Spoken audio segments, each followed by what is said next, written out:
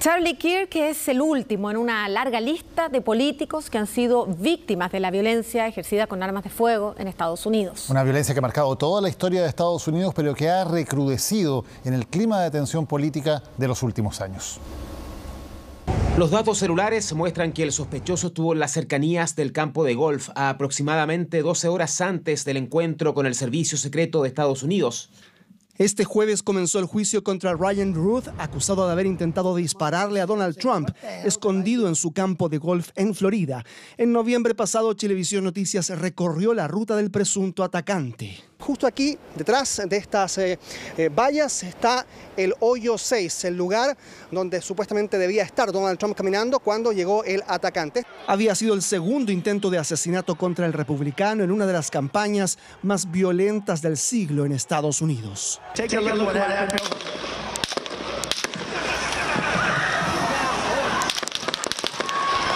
Semanas antes, otro hombre había disparado desde el techo de un edificio en Pensilvania y una de las balas rozó la oreja del candidato. Trump en julio pasado y el asesinato de su aliado Charlie Kirk son los últimos nombres de una lista de mandatarios, expresidentes o líderes políticos que han sido blanco de las balas. Atentados que, dado el estatus de sus víctimas, calan hondo en el espíritu de los estadounidenses. Históricamente y sobre todo en el siglo XX, Estados Unidos ha ofrecido facilidades a las personas para el acceso de armas. Por lo tanto, hay un importante flujo de estas en el país. Es de esta forma que es el tiroteo uno de los principales medios en los que se ha utilizado para atacar y, lamentablemente, asesinar a personajes públicos. El asesinato de Abraham Lincoln en 1865 y el de John Fitzgerald Kennedy en 1963 son momentos clave en la historia de Estados Unidos. El senador Robert Kennedy en 1968 y el activista Martin Luther King el mismo año formaron parte de un verdadero trauma que envolvió a la sociedad estadounidense de la época. En un país con más armas que habitantes, que sean las balas las escogidas para matar a los líderes políticos no parece ser algo tan extraño. En 1981, el presidente Ronald Reagan salía de un hotel en Washington cuando el pistolero John Hinckley Jr. disparó con una pistola calibre 22. Una de las balas rebotó en la cabeza del mandatario, quien debió ser operado de urgencia y sobrevivió. En un momento tosí y quedé con la mano llena de sangre, roja y brillante sangre. In America, over the last 10 years, counting or not counting gang violence? Great. Otras víctimas de la violencia política, como la representante demócrata Gabrielle Giffords, quien fue baleada en 2011 en Arizona, han manifestado su pesar por la muerte de Charlie Kirk. Aunque Giffords decidió posicionarse en la vereda opuesta del activista y asumió desde el atentado en su contra la causa de combatir el uso violento de armas de fuego. Detengan la violencia armada, tengan valentía, la valentía de hacer lo correcto, de las nuevas ideas. Siempre bajo la premisa de que sea del color que sea, el discurso y las ideas nunca pueden ser calladas con balas.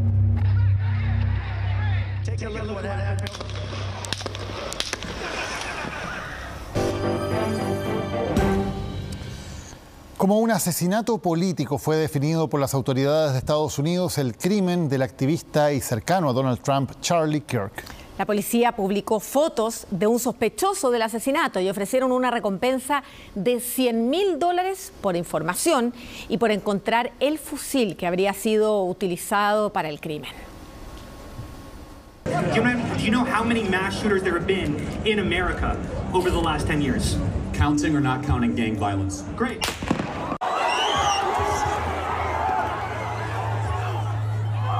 Pleno debate sobre violencia con armas, el activista conservador Charlie Kirk recibió el tiro que le costó la vida ante la mirada perpleja de las 3.000 personas que lo escuchaban en una universidad de Utah.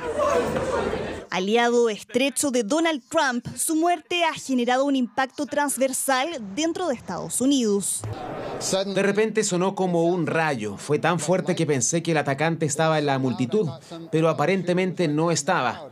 Estaba muy lejos. Pensé, esto no puede estar pasando ahora mismo.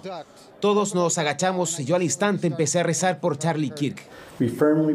Creemos firmemente que nuestra universidad es un lugar para compartir ideas y debatir de manera abierta y respetuosa. Cualquier intento por infringir esos derechos no tiene lugar aquí. Mientras se sigue investigando la autoría y las motivaciones, el FBI publicó 2 imágenes de una persona de interés que podría tener relación con el asesinato. Se cree que pudo haber disparado desde el techo de un edificio cercano al patio donde Kirk participaba del debate. Ahora están pidiendo la ayuda de la ciudadanía para poder identificar al atacante. Pudimos rastrear sus movimientos. Se dirigió al otro lado del edificio, saltó y huyó del campus hacia un vecindario. Hemos investigado esos vecindarios, contactado a todos los que han podido con timbres, cámaras y testigos y han indagado exhaustivamente esas comunidades para intentar encontrar pistas. A sus 31 años, Charlie Kirk era considerado casi una estrella de rock dentro del mundo de la política universitaria conservadora, que hoy lo venera como un mártir. Fundó la organización estudiantil Turning Point USA, que buscaba difundir sus ideas en universidades de tendencia liberal. Hay quienes le atribuyen un papel clave en convencer a los jóvenes de votar por Donald Trump en las últimas elecciones. El mandatario fue uno de los primeros en lamentar su muerte.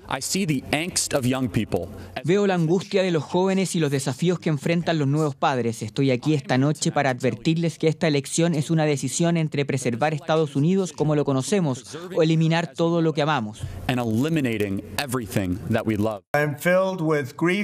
Estoy lleno de dolor y de ira por el atroz asesinato de Charlie Kirk en un campus universitario en Utah.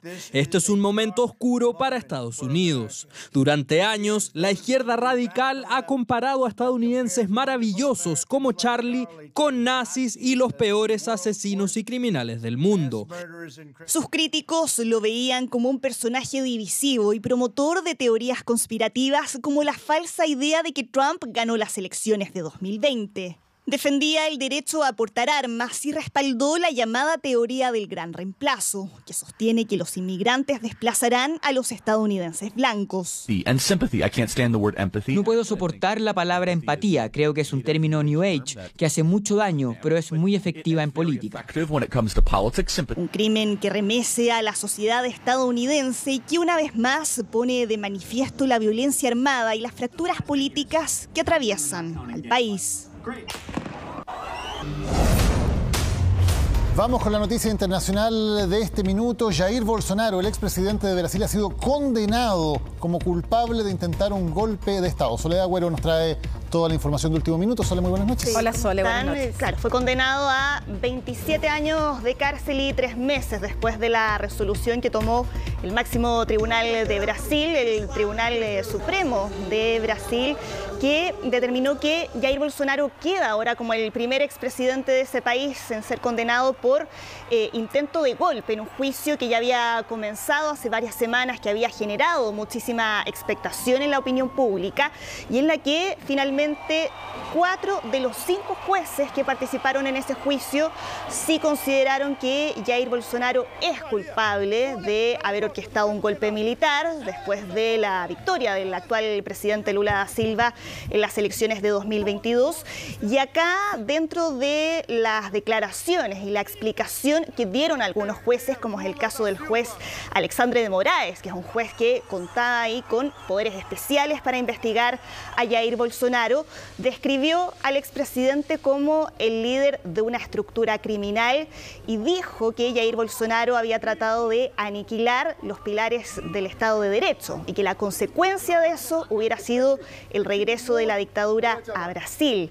Aquí se habló de un plan que se había orquestado desde por lo menos el año 2021 y que incluía un intento de asesinato contra el presidente Lula da Silva, su vicepresidente Geraldo Alckmin y el mismo juez Alexandre de Moraes, que ya se ha enfrentado públicamente en varias oportunidades a Jair Bolsonaro. Y acá lo que concluyeron fue que esto había comenzado en 2021, una vez que surge la posibilidad de que Lula da Silva pueda competir en las elecciones de 2022 contra Jair Bolsonaro, y los hechos que todos recordamos de enero de 2023, cuando en una acción que ha sido ahí comparada con el asalto al Capitolio en Estados Unidos, los seguidores de Jair Bolsonaro terminaron atacando la sede de los tres poderes del Estado en Brasilia, después de que Lula da Silva asumiera la presidencia. Pero lo cierto es que Jair Bolsonaro no fue el único condenado, porque esto incluye además, aparte de sus aliados, a 7 aliados en total, entre ellos algunos de sus ministros, el ministro de Defensa, el ministro de Seguridad y también un personaje que fue muy importante a la hora de aportar las pruebas de este juicio, que es el exdecán de Bolsonaro, Mauro Cid, que fue considerado un testigo clave, y fue él quien entregó todos los detalles en medio de la investigación de en qué consistió toda esta trama golpista. Y él fue condenado a 2 años de cárcel, en una condena que se rebajó por haber cooperado justamente. Sole, esta es una condena de la Corte Suprema. ¿No quedan más instancias? ¿Bolsonaro no puede apelar? ¿Tendrá que cumplir 27 años de cárcel? Quedan instancias. Puede apelar todavía la defensa de Jair Bolsonaro. Esas instancias debieran finalizar durante los meses de octubre y noviembre, y mientras eso no se resuelva, no se sabe aún a dónde podría ir Jair Bolsonaro. Presumiblemente se cree que él va a continuar bajo arresto domiciliario por razones de salud, pero sí todavía quedan instancias para que su defensa pueda apelar a esta decisión. Tenemos algunas reacciones. El presidente Gabriel Boric, que publicó hizo este comentario ahí en su cuenta de X, donde dice: mis respetos a la democracia brasileña, que resistió un intento de golpe de Estado y hoy juzga y condena a sus responsables. Trataron de destruirla y hoy termina fortalecida. Democracia siempre. Es parte de lo que publicó el presidente de nuestro país. Sobre todo este juicio contra Jair Bolsonaro también ha estado marcado por las interferencias y las amenazas del gobierno de Estados Unidos. Recordemos que Bolsonaro es un estrecho aliado de Donald Trump. De hecho, son situaciones muy similares. Ambos son presidentes que pierden la reelección e intentan dar golpes de Estado para mantenerse en el poder. En el caso de Estados Unidos sabemos que Trump, lejos de ser juzgado y condenado, volvió a la presidencia. El caso de Bolsonaro es distinto y él entonces es condenado por este intento de golpe.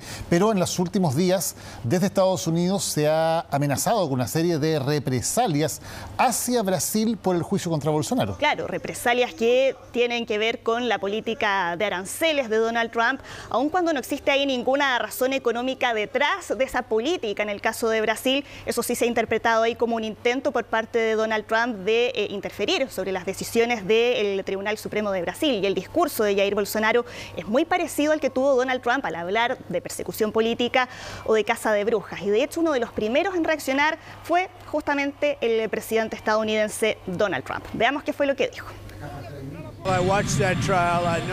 Bueno, vi ese juicio, lo conozco bastante bien. Es un líder extranjero, es un buen presidente de Brasil. Pensé que era un buen presidente y es muy sorprendente que eso haya sucedido. Es muy parecido a lo que intentaron hacer conmigo, pero no se salieron con la suya. Pero siempre puedo decir esto, lo conocí como presidente de Brasil, era un buen hombre.